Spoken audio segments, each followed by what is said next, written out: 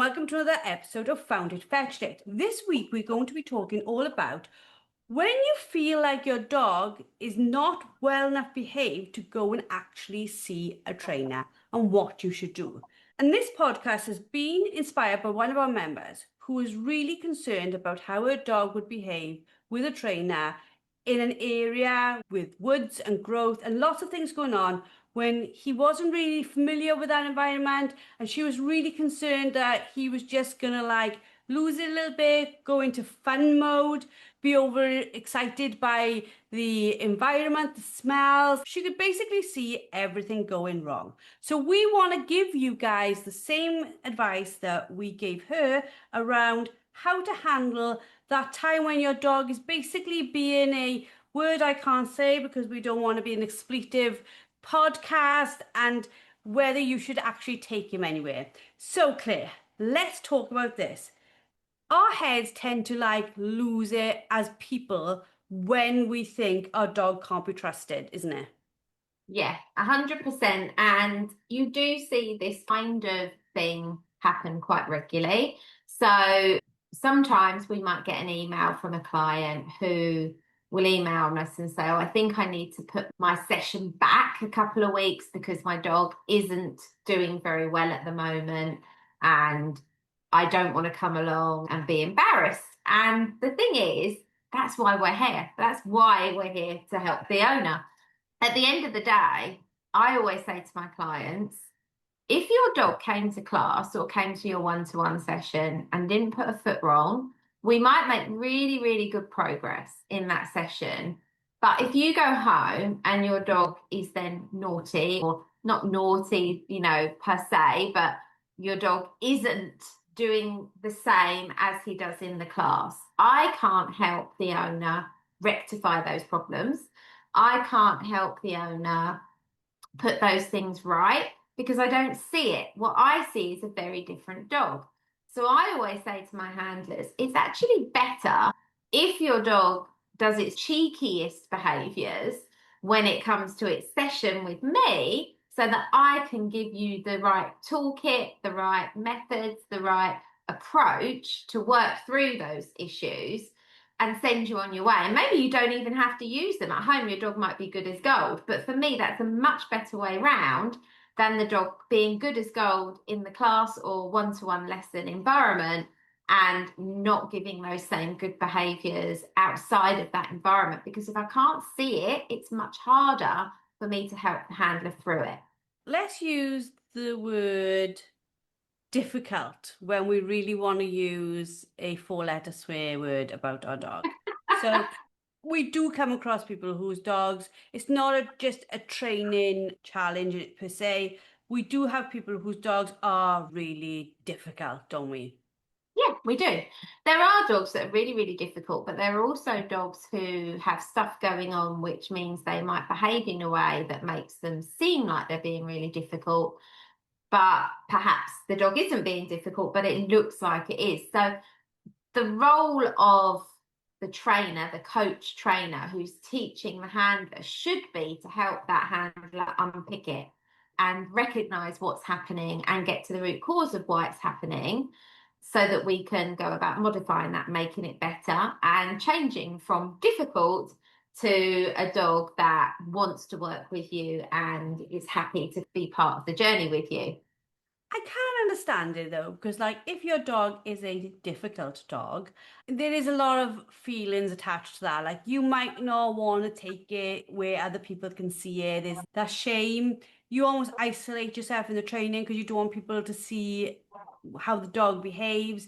You get quite frustrated, and that might not just be training times. That can even be around family. You don't take the dog somewhere where the family sees how much of a difficult dog it's become.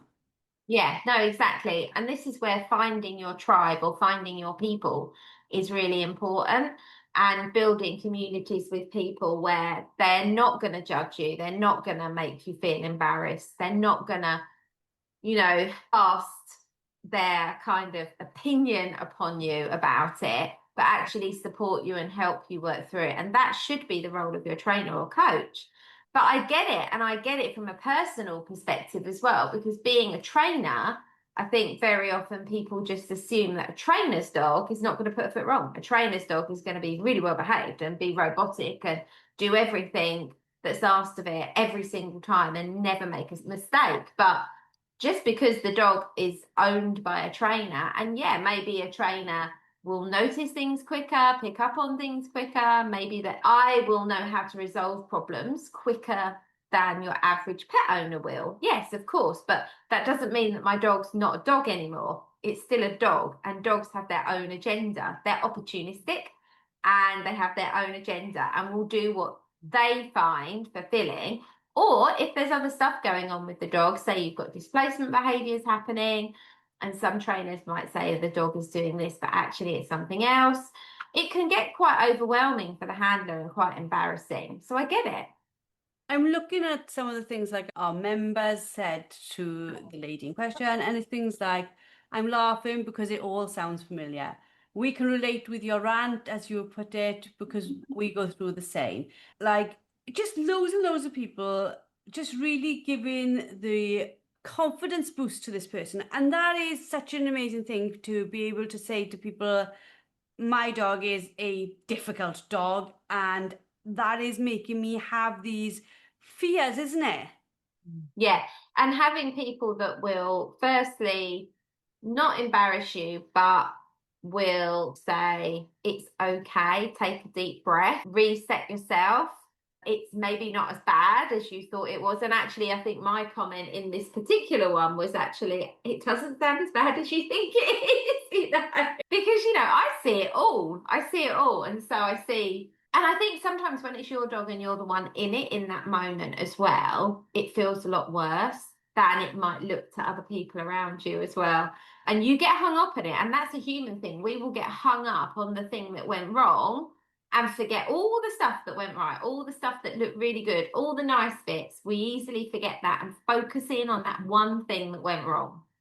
I think as well, like one of the members put it, like she writes, honestly, he sounds fab. It just needs channeling. And Yeah. like sometimes as owners, we are like, and we've moved away from seeing potential brilliance because we are still seeing out of control idiot. Yeah, 100%. But the thing is, what we have to remember is our dog's sense of smell and all of the things around that, they pick up on things that we don't. So when people sort of say that their spaniel randomly shoots under the undergrowth and starts hunting, that's no surprise to me at all, because we're not even aware of the things in that undergrowth that that dog can smell. So that never surprises me. And when I see a Labrador or a Golden Retriever or other breeds, their nose hit the air, go up in the air, and you see their head kind of like follow some scent in some direction. And if the handler doesn't notice that and all of a sudden the dog just takes off after that scent, the handler will go, he just disappeared. I didn't see it coming. But a trainer might go, see that moment, that's your warning moment. That is the moment that your dog is picking up scent and his whole being is focused on something other than you. But a lot of handlers don't even notice that sort of thing. And there is truth in it that the most difficult dogs can go on to be some of the most hardest working, most competitive, most dog of a lifetime dogs, can't they? Yeah, 100%. These dogs, where you overcome what feel like challenges at the time, but actually your relationship and your bond with that dog grows deeper because you work through those problems together and develop a really nice, strong relationship.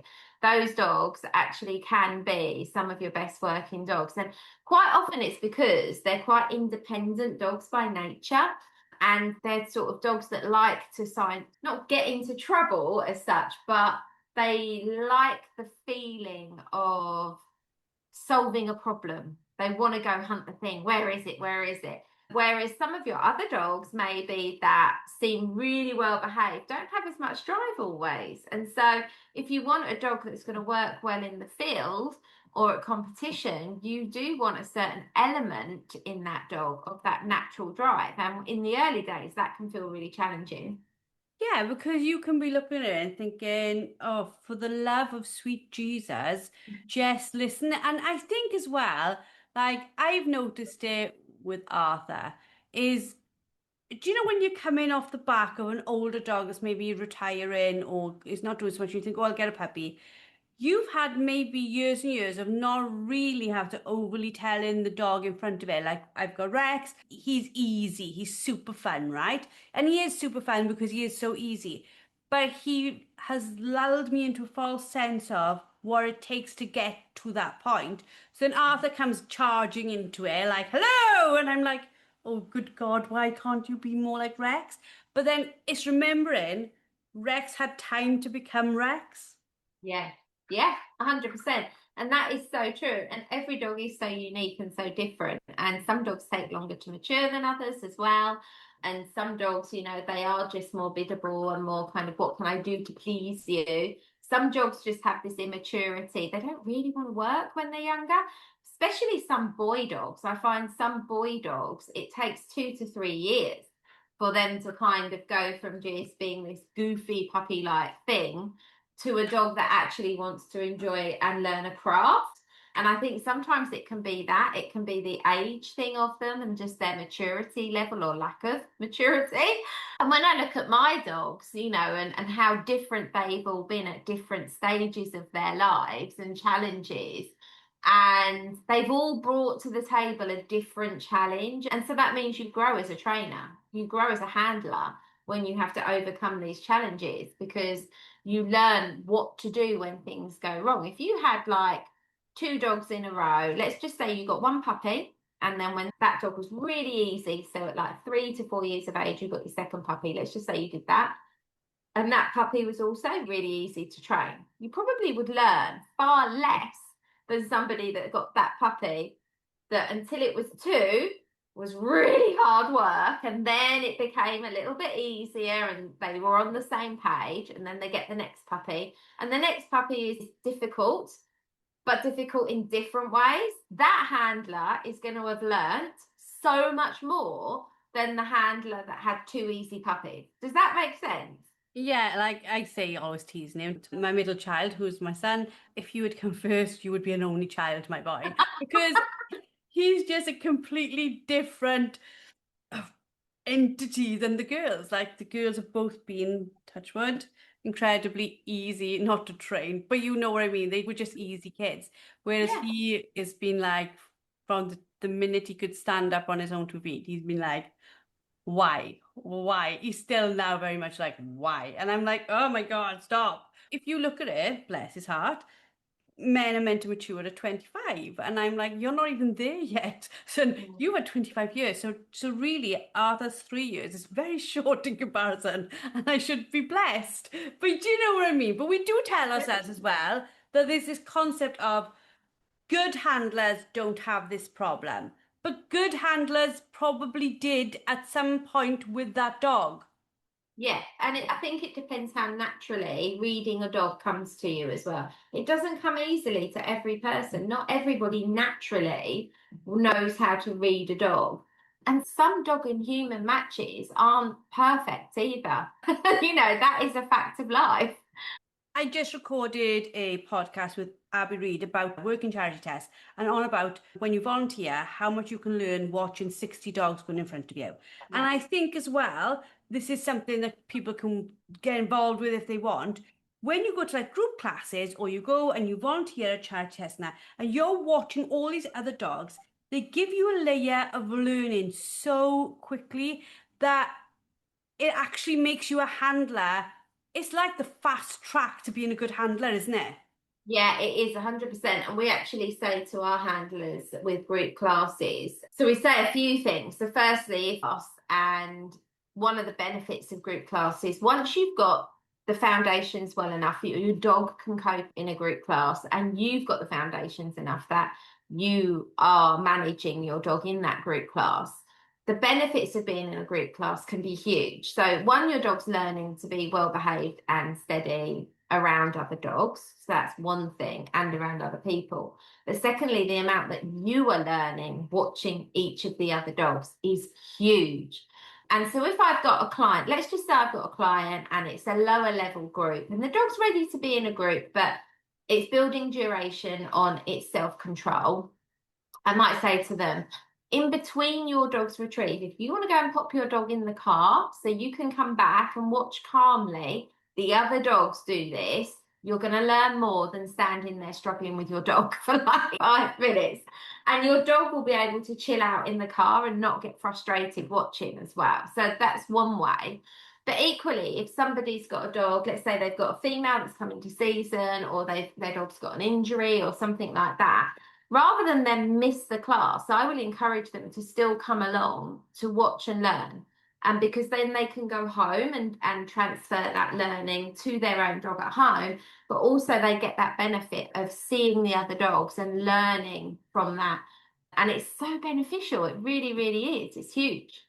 I think as well, there's a lot to say about being your dog's advocate. And what I mean by that is allowing the dog the time. So, like, sometimes we see it, luckily not really, really often, but people who lose their temper and get so annoyed with the dog, they are the person breaking down that relationship. And you look at Yeah. it and you think, it's almost fueled by maybe other people saying to them, oh, that dog's bad or whatever, or labeling the dog, saying that dog's difficult, you need to get a new dog, that dog's never going to compete. There's all these things that we hear all the time. And then the owner buys into it rather than saying, well, actually, he is being a little bit of a monkey right now, but he is only 18 months and he's going to need me to become a better handler and for him to become a steadier dog. We're working on this together.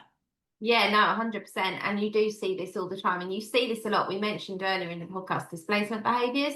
So things like male dog scent marking. Yes, male dogs do scent mark, but scent marking also happens for other reasons. Sometimes it can be a displacement behaviour. Sometimes it can be that the dog is worried about something. Sometimes it can be an avoidance behaviour. It's not always that the dog is just scent marking because it's being a dominant dog. Yes, there is the odd dog where that's the case, but actually, more often than not, it's not. So often we have people come to us that have been to trainers and the dog has been reprimanded, scolded, sometimes inappropriately for doing behaviours. And then we've taken a look at that dog and we're like, this is why the dog's doing it. We fixed that problem, that behaviour's gone.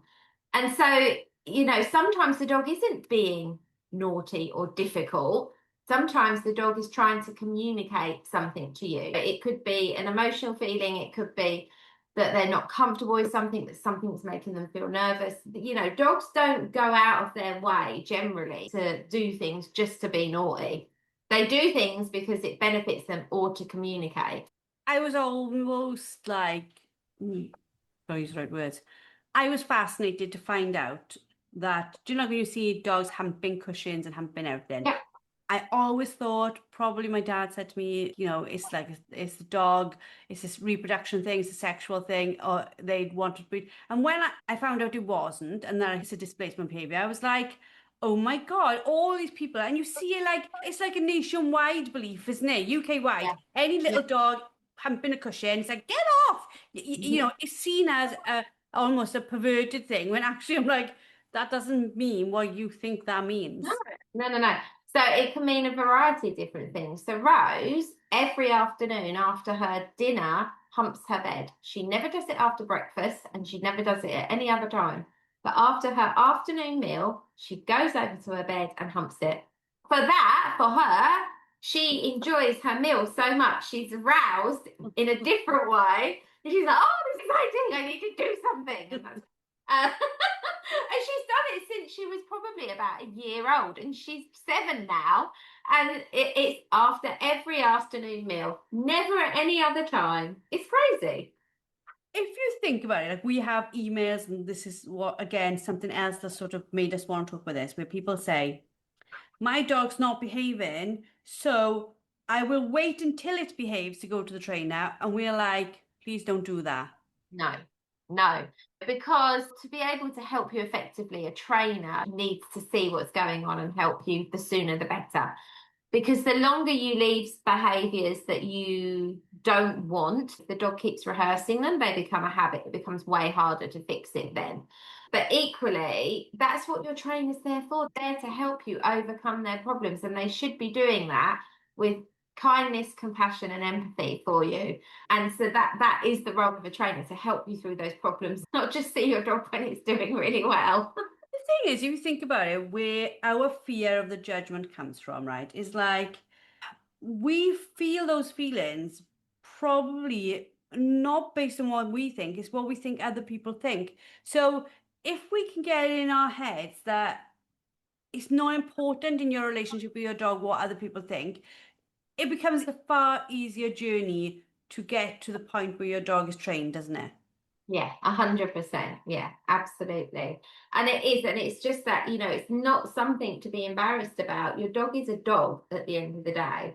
Your dog isn't sitting there going, I know what I'm going to do tonight. When we go out on that walk tonight, I'm going to shoot off under the undergrowth and ignore her until she's recalled me 3 times. And then I'm going to come out, but then I'm going to like show that the dog doesn't pre-plan that's how they're going to do that walk. There'll be a reason, and it doesn't mean it's right. And absolutely, we have to correct dogs for inappropriate behaviour, but equally, we have to understand the dog isn't purposefully setting us up for that, and your trainer should be there to help you. We've got to be kind on ourselves as well, haven't we? Because sometimes, like we said, some of them are proper difficult and seem quite happy to be difficult for a long time. We have to just think, I will get through this. I will get through this. I'll tell you a very quick story, and this is very recent. I got contacted by a lady who was referred to me by a local vet, which is quite common for me. Sometimes it's behaviour work, sometimes it's just for general training work.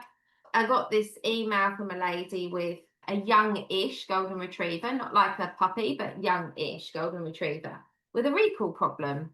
And she brought it up to see me for an assessment. And in this sort of scenario, this is where you have to really think about what's going on. And I thought this dog quite possibly was deaf, genuinely deaf, or if not deaf, the hearing was impaired. Because if the owner and the dog were looking at each other, it did everything it was asked to do. But the minute its back was turned to the owner, nothing. And I was like, oh, okay, we need to really like seriously consider what's happening here and do some tests. So I started doing some tests.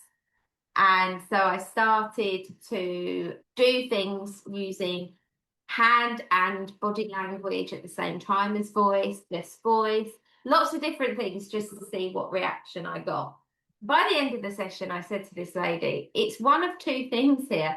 Your dog genuinely has something wrong with its hearing and so has become very reliant on seeing you to understand what you're asking, or the dog only understands the commands if it sees the visual as well as hears, or it's really, really quite a difficult dog. So I advised her to go and get the dog vet checked. And in my head, genuinely, I was like, I don't believe this dog can be that difficult that he would ignore her every single time when there's nothing else to distract him with his back to her. So it has to be for me, either there's a hearing issue or it's that the dog has learnt the commands with the visual cues too and cannot understand it or doesn't fully understand the commands without. Anyway, apparently his hearing's fine. And so it is one of the other two. And so now we have to go through a process of elimination of checking, does he actually understand commands without any visual cue, or is he genuinely being difficult? Interesting one. It is fascinating, mind, how much we don't think about, and we cover this, I think, I know we cover this inside the membership in our training, but we think that because a dog, like look at a dog and go sit, and then you think, oh, it understands sit. Yeah. And we might not be aware that every time we're asking for it, we like putting a hand up or whatever. We Yeah. might be giving them an indirect body cue and then thinking they know it. And then the minute Yeah. we remove that cue, Yeah. they have no flipping clue what we're on about. Exactly that, which is what this could be with this golden retriever. But it was so exaggerated that I genuinely believed it might have a hearing problem, but apparently it hasn't. But I was trying to give the dog the benefit of the doubt because I was like, if not, this is quite seriously, the dog does not understand these commands without visual cues, which could be what it is. So yeah, really fascinating. But either that or very difficult. In which case, we'll still fix it. But If you think about the amount of times we said difficult, if that was a swear word, we would literally be taken off the air by now. So yeah, not good. sometimes you look at that mind and you think, oh my God, it can be the simplest of things, like on a more thing. At the moment, understandably, they're warm. And you take them out and you're like, okay, take them out in the evening, you think like go have a little wee or whatever, and you look around and where we live, there's quite a lot of like bogs that even in the most biggest of heat don't go away, and you turn around, they're like black and they're like they tangent Yeah, out and you're like they smile at you and I'm like not only was I warm, you warm, but now you're cool, but you look like the mud monster of the world. And things like that make you think, oh my God, why did I get into this? But you literally, I think, have to remember they are creatures with their own, without going woo woo, their own souls, their own feelings, their own expressions, who just, for some reason, quite enjoy working with us. yeah, they do, and we're very privileged that they do as well. I agree on that one. We are very, very privileged. Think of, without getting all soppy about it, the amount of times my dogs have been able to pull me out of feeling quite, at the moment, I've got quite a lot of grief, pull me out of that grief. And then if I look at those things and then I think, oh, dog, you're being a bit challenging, I think they both come together. Do you know what I mean? Just giving them a little bit of fair play. Yeah, 100%. Yeah, 100%. Thank you very much for another amazing episode, Claire. We are going to end this one now because we are talking to each other. It is being recorded in the red weather warning, so we're both dripping at each other through the screen. And Literally melting. yeah, we are literally melting. And we hope you've enjoyed. We hope you've had a fabulous time. We hope the weather's been far nicer whenever it comes out. Please subscribe and please share, because the more people we can reach with our free information on this podcast, the more people we can help see that, okay, their dog's been a little bit challenging now, but it's not going to be a long-term thing, and that there is help and there is support. For the lady whose story we started this with, she did actually go to the training and have a fabulous time. And like when I see that the group were able to give her the confidence that Claire's information from a trainer's perspective of go along anyway, this is how the dog learns, all that information made her decide, actually, I'm not going to sit it out. I am going to go and do this. And she had a blast. The dog was actually really, really well behaved and really brilliant. So it's about us supporting those with a difficult dogs and encouraging them to see that they really can have the dog they want by going and doing these types of things. I hope you've enjoyed, and we shall see you all next episode.